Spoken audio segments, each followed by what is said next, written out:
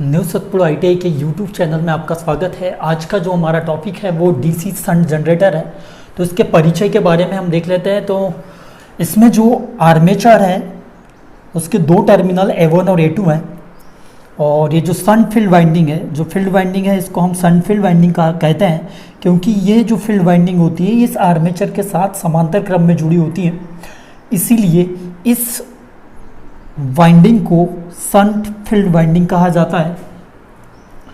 और इसी कारण जब आर्मेचर इस शंट फील्ड वाइंडिंग के साथ समांतर क्रम में जुड़ा होता है तो इसलिए इस जनरेटर को डीसी शंट जनरेटर के नाम से जाना जाता है। तो हम इसको पहले कनेक्ट कर लेते हैं, इसको समांतर में आर्मेचर के साथ इसको हम समांतर में कनेक्ट कर लेते हैं। तो ये आर्मेचर को मैंने यहाँ पर इस फील्ड वाइंडिंग के साथ शंट फील्ड वाइंडिंग के साथ समांतर में कनेक्ट कर लिया है। आप वोल्ट मीटर देखेंगे तो वोल्ट मीटर भी हमेशा सर्किट में समांतर क्रम में जुड़ता है, इसलिए इसको भी हम लोग समांतर में जोड़ लेते हैं। मतलब आमने सामने वाले टर्मिनलों को आपस में जोड़ना होता है, जो चीज़ें समांतर में जुड़ती हैं। तो इस तरीके से मैंने यहाँ पर कनेक्ट कर लिया है। ये आपकी स्विच है, मैंने अभी इसको ओपन रखा हुआ है। तो इस स्विच को भी मैं इस लोड और आपका अमीटर के साथ कनेक्ट कर लेता हूं। तो अमीटर आपका हमेशा परिपथ में श्रेणी क्रम में जुड़ा होता है और ये लोड भी आपका इस के साथ पूरा का पूरा समांतर क्रम में हमने जोड़ दिया। तो ये आपका परिचय था। अब हम अब यहाँ पर आप देख सकते हैं कि यहाँ पर जो आर्मेचर में जो पूरी की पूरी फुल वोल्टेज यहाँ पर पैदा होगी वो किसको दे दी जाएगी? आपके शंट फील्ड वाइंडिंग को दी जाएगी। और इसके कारण इसकी वोल्टेज को ड्रॉप करने के लिए आपका जो शंट फील्ड वाइंडिंग है यहाँ पर इसको पतले तार और अधिक टर्नों का बनाया जाता है, जिससे इस सीरीज फील्ड वाइंडिंग का क्या हो जाएगा कि पतले तार रहेंगे और अधिक टर्न रहेंगे। तो ये शंट फील्ड वाइंडिंग का जो रेजिस्टेंस होगा वो बढ़ जाएगा। लेकिन अब बात आती है यहाँ पर आर्मेचर की। तो आर्मेचर में होता क्या है कि आर्मेचर जब आपका ये पूरा जनरेटर आपका फुल वोल्टेज बना लेगा तो यहाँ पर लोड काम करेगा। तो इस लोड की करंट को गुजारने के लिए ये जो आर्मेचर होगा यह मोटे तार का बनाया जाता है, जिससे इस आर्मेचर का रेजिस्टेंस कम हो जाता है। अब हम बात करते हैं इसके वोल्टेज बिल्डअप की कि यहाँ पर ये जो आपका शंट जनरेटर होता है वो किस तरीके से वोल्टेज बिल्डअप करता है। तो हम सबसे पहले बात कर लेते हैं नो लोड पर। नो लोड पर का मतलब है कि हमारा लोड किसी भी प्रकार से यहाँ पर इस जनरेटर के साथ जुड़ा हुआ नहीं है। मतलब मैंने यहाँ पर ये जो S1 स्विच है ये अभी ओपन रखा हुआ है, मतलब ये आपका किसी प्रकार से इस जनरेटर के साथ लोड जुड़ा हुआ नहीं। अब इस कंडीशन में हम ये देखते हैं कि जो हमारी फील्ड वाइंडिंग है इसमें रेजिडुअल मैग्नेटिज्म होगा। मतलब ये भी जो डीसी शंट जनरेटर है ये भी सेल्फ एक्साइटेड शंट जनरेटर का एक प्रकार है। तो उसमें हमने पढ़ा था कि रेजिडुअल मैग्नेटिज्म के कारण ही ये अपना वोल्टेज बिल्डअप करते हैं। तो यहां पर रेजिडुअल व मैग्नेटिज्म होने के कारण बहुत कम मान का रेजिडुअल मैग्नेटिज्म होने के कारण यहां आर्मेचर में बहुत कम मान का ईएमएफ उत्पन्न होगा। अब ये बहुत कम मान का ईएमएफ जब उत्पन्न होगा, क्यों होगा? क्योंकि बहुत कम मान के रेजिडुअल मैग्नेटिज्म के बीच में, मतलब चुंबकीय बल रेखाओं के बीच में हम इस जनरेटर की सॉफ्ट को प्राइमोर के द्वारा यांत्रिक ऊर्जा देंगे और ये मूव करेगा। तो इसमें आपका कम मान का ईएमएफ जनरेट होगा और यही कम मान का ईएमएफ जनरेट इस शंट फील्ड वाइंडिंग में करंट फ्लो करेगा और इस फ्लक्स को बढ़ाएगा। तो करंट कब फ्लो करेगा? अभी मैंने इस S2 स्विच को ओपन रखा है, तो अभी यहाँ से देखो ये प्लस और ये माइनस, तो हमेशा करंट हमारी प्लस से माइनस बढ़ेगी। तो यहाँ से हम चल रहे हैं तो प्लस से ये, तो यहाँ पर जो बहने वाली करंट हो जाएगी वो ISH हो जाएगी, शंट फील्ड वाइंडिंग में बहने वाली करंट, और आर्मेचर में बहने वाली करंट आपकी IA हो जाएगी। तो ये अभी ओपन स्विच है, मैं इसको क्लोज कर देता हूँ। तो यहाँ पर क्या होगा कि जो बहुत कम मान का ईएमएफ था उसके कारण ये जो आपकी सनफील्ड वाइंडिंग है वो उसमें करंट फ्लो होगा और ये जो फ्लक्स है उसमें और थोड़ी सी बढ़ोतरी होगी, और जैसी ही बढ़ोतरी होगी तो उसी के बढ़ोतरी वाले यानी कुछ बड़े हुए फ्लक्स के साथ ये आपका आर्मेचर में बड़ा वाला मतलब कुछ बढ़ोतरी के साथ ईएमएफ जनरेट होगा, और ये प्रोसेस तब तक चलती रहेगी जब तक ये आपका शंट जनरेटर एक फुल वोल्टेज बना ना ले। अब इसमें एक बात ये समझ में आती है कि हमने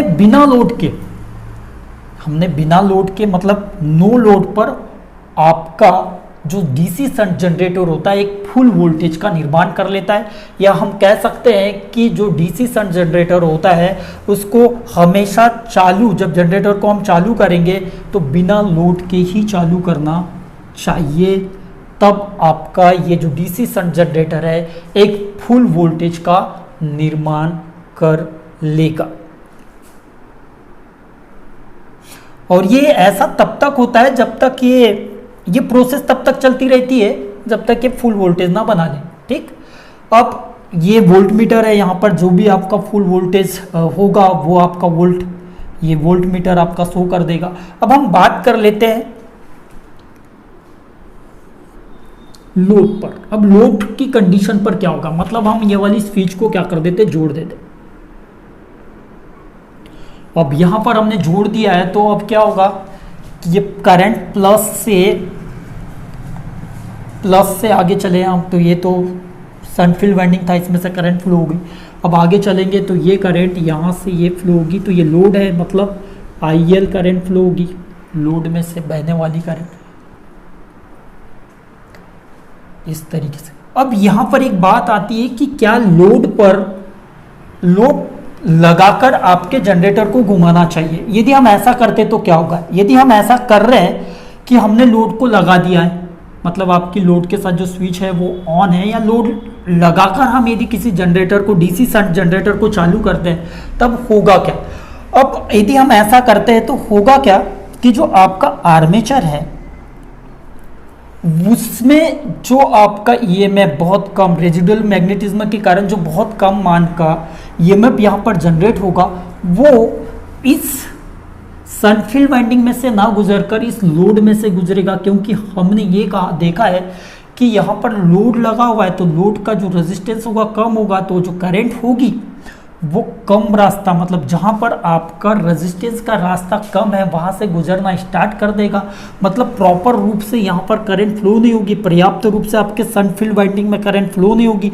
और जब सनफील्ड वाइंडिंग में पर्याप्त करंट फ्लो नहीं होगी तो यहाँ पर पर्याप्त चुंबक का निर्माण नहीं हो पाएगा, और उसके बीच में ही आपका आर्मेचर जब घूमता है तो एक शक्तिशाली चुंबक का निर्माण करेगा। लेकिन यहाँ पर बहुत कम मान की करंट फ्लो होगी, बहुत कम मान का आपका चुंबक बनेगा, जिसके कारण यहाँ पर आपका जो डीसी शंट जनरेटर है वो फुल वोल्टेज का निर्माण नहीं कर पाएगा। इसलिए हमेशा इस बात का ध्यान रखना चाहिए कि जब भी आप डीसी शंट जनरेटर को ऑन करते हैं तो आपका जो लोड है लगा हुआ नहीं होना चाहिए। हाँ, लोड कब लगाना चाहिए, लोड तब लगाना चाहिए जब आपका जनरेटर सबसे पहले एक फुल वोल्टेज का निर्माण कर ले और उसके पास आप इस लोड को लगा देना चाहिए।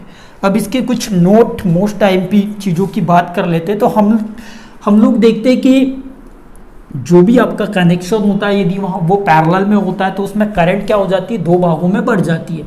तो अभी हमारा क्या आ रहा है कि हमारा आर्मेचर है, तो आर्मेचर में बहने वाली जो करंट होगी आईए होगी, तो वो दो भागों में कैसे बढ़ रही है देख सकते हैं। यहाँ पर ये तो यहाँ तक आई, लेकिन यहाँ से यहाँ पर आ गई, मतलब आपके सनफील्ड वाइंडिंग में भी आर्मेचर ही करंट फ्लो हो रही है, और दूसरी यही करंट कहाँ से फ्लो हो रही है, आपके लोड में से करंट फ्लो हो रही है। मतलब हम बोलेंगे कि एक डीसी शंट जनरेटर में जो आपके आर्मेचर करंट होती है वो लोड करंट और सनफील्ड वाइंडिंग में बहने वाली जो करंट है उसके योगफल के बराबर होगी। यदि हम टर्मिनल वोल्टेज की बात करें तो ये आपका IL गुणित RL है, और इसी प्रकार एक फार्मूला है आपका V2 = E - IA × RA, और इस तरीके से जो आपका ईएमएफ का फार्मूला हो जाएगा यहाँ पर वो हो जाएगा E is equal to V T plus I A into R A.